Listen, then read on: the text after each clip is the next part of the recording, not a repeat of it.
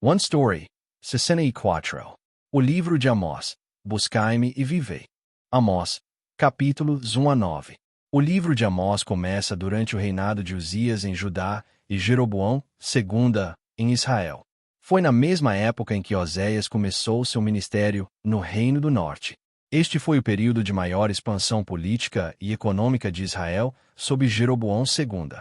Enquanto Oséias profetizou por um longo tempo, desde Jeroboão II até a queda de Israel, Amós transmitiu uma mensagem poderosa em um período curto. Ele era de Judá, mas serviu como profeta em Israel. Naquele tempo, o Reino do Norte tinha alcançado o auge do seu poder militar, político e econômico. Haviam expandido seu território de volta às fronteiras do reinado de Salomão e prosperavam com o comércio exterior. Mas, como já vimos tantas vezes nos livros proféticos, povos que vivem em conforto e abundância, sem enfrentar dificuldades, muitas vezes se voltam para o mal.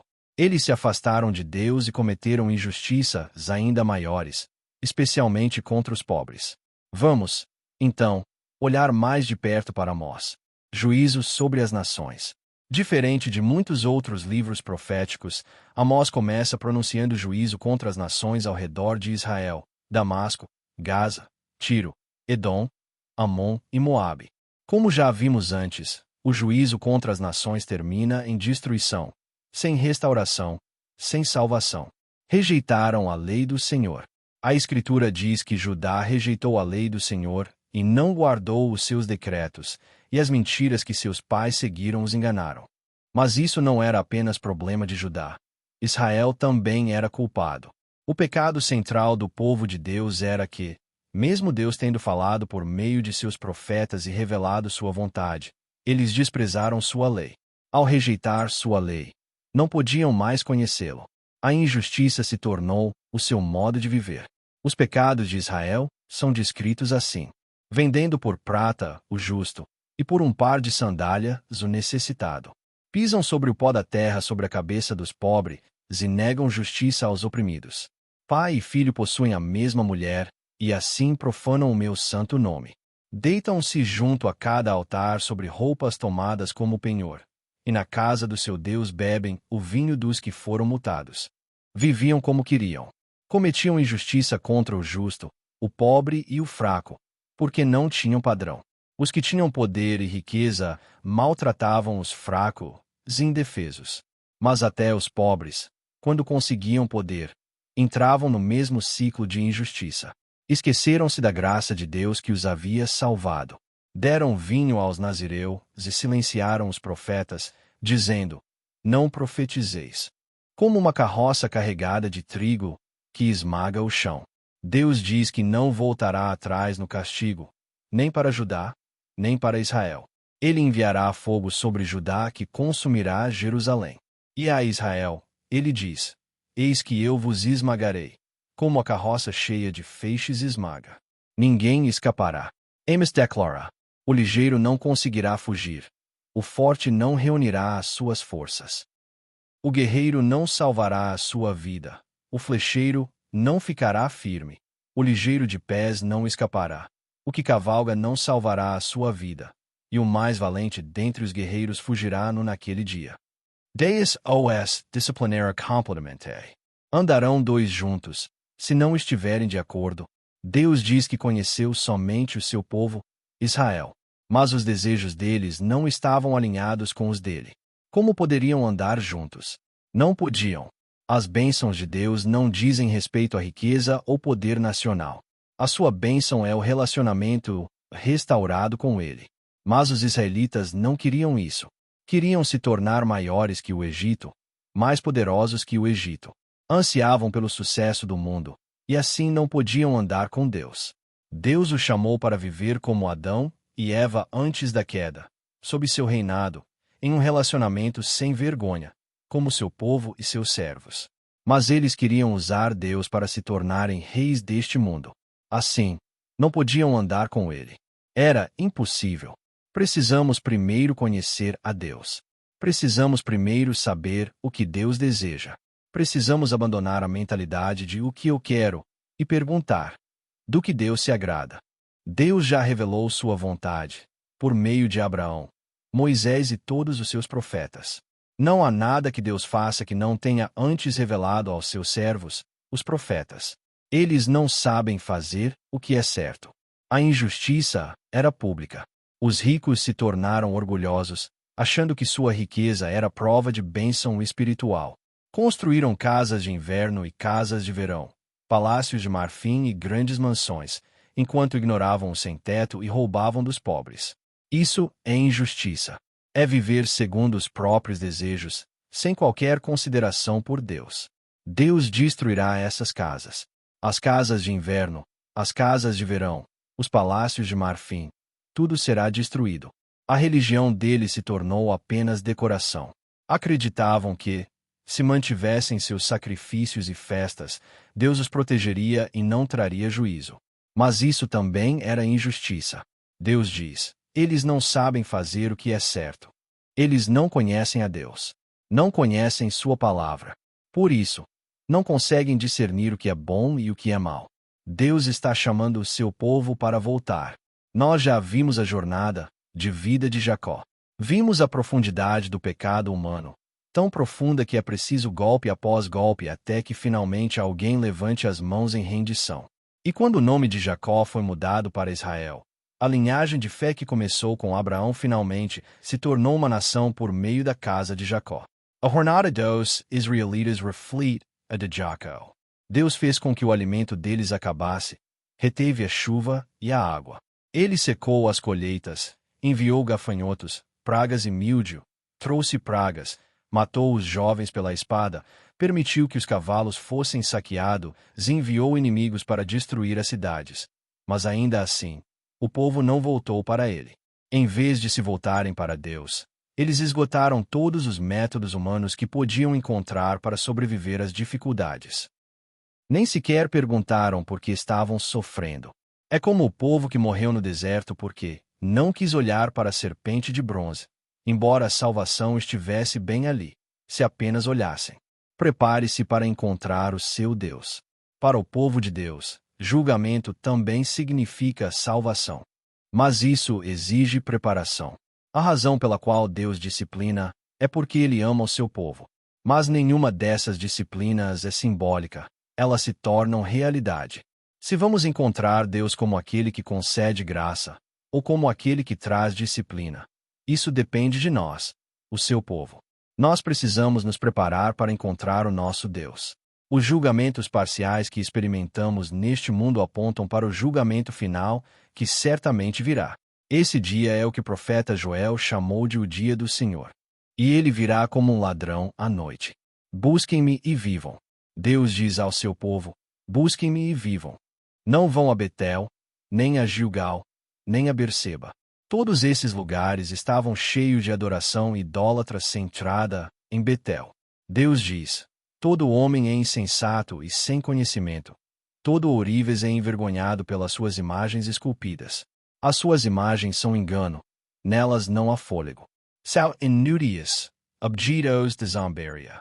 Portanto, busquem o Senhor, aquele que fez os céus e a terra, porque não há outro. A Escritura diz: bem-aventurados os que guardam os seus estatutos e o buscam de todo o coração. Os olhos do Senhor estão atentos sobre toda a terra para fortalecer aqueles que têm o coração totalmente dedicado a Ele. Samuel proclamou: se vocês estão voltando para o Senhor de todo o coração, então se livrem dos deuses estrangeiros e dos postes sagrados de Astarote e consagrem-se ao Senhor, e sirvam somente a Ele. Os salmos declaram: como a corça anseia por águas correntes, a minha alma anseia por ti, ó Deus. Eu amo os que me amam, e os que me buscam diligentemente me encontrarão. Isso não tem a ver com aparência ou desempenho, trata-se de buscar a Deus com verdadeira sede e sinceridade. Jesus disse: peçam, e lhes será dado, busquem, e encontrarão, batam, e a porta será aberta para vocês. Pois todo o que pede, recebe, o que busca, encontra, e ao que bate, a porta será aberta. Qual pai, dentre vocês, se o filho lhe pedir um peixe, lhe dará uma cobra? Ou se pedir um ovo, lhe dará um escorpião? Se vocês, que são maus, sabem dar coisas boas aos seus filhos, quanto mais o Pai que está no céu dará ao Espírito Santo a quem o pedir. Portanto, o que devemos buscar não é nada deste mundo, mas o Espírito de Deus, o Espírito de restauração, o Espírito de Cristo, o Espírito Santo. Corra a justiça como um rio, e a retidão como um riacho perene. Quando o povo de Deus o busca de todo o coração e o relacionamento com ele é restaurado, então também os relacionamentos com o próximo serão restaurados. Jesus disse: ame o Senhor, o seu Deus, de todo o seu coração, de toda a sua alma e de todo o seu entendimento. E o segundo, semelhante a este, é: ame o seu próximo como a si mesmo. Destes 2 mandamentos dependem toda a lei e os profetas. Em outras palavras, quem ama Deus também amará o próximo. Por isso o profeta Amós repreendeu aqueles que invocavam o nome de Deus enquanto praticavam injustiça. Ele disse: vocês oprimem o pobre e exigem dele trigo como tributo.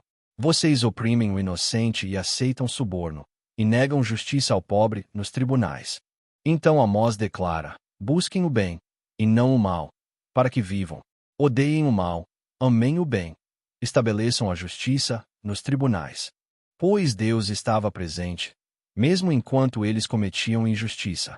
E talvez o Senhor ainda tivesse misericórdia do remanescente de José.